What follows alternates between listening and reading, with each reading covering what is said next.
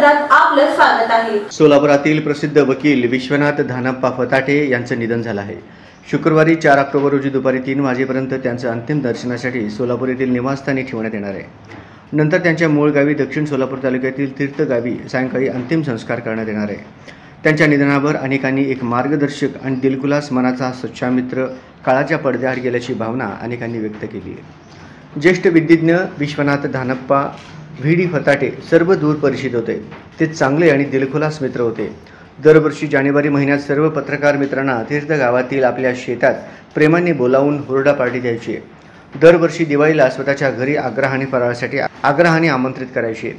एखाद्या विषयावर गप्पा मारताना खास शैलीत किस्से सांगायचे। संपर्कातील काही राजकीय नेते त्यावेळच्या नामचीन गुंडांविषयीच्या गोष्टी सांगताना फताटे वकिलांच्या मनाचा कप्पा नेहमीच खुला असायचा। ते कोणतीही गोष्ट झाकून ठेवत नसत। अगदी एखादी नाजूक खासगी बाबसुद्धा उघड करायचे। न्यायालय परिसरात त्यांच्या चेंबरमध्ये भेटणे नेहमीच आनंदाचा भाग असायचा।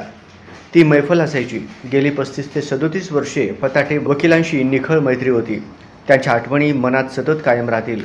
त्यांना भावपूर्ण श्रद्धांजली।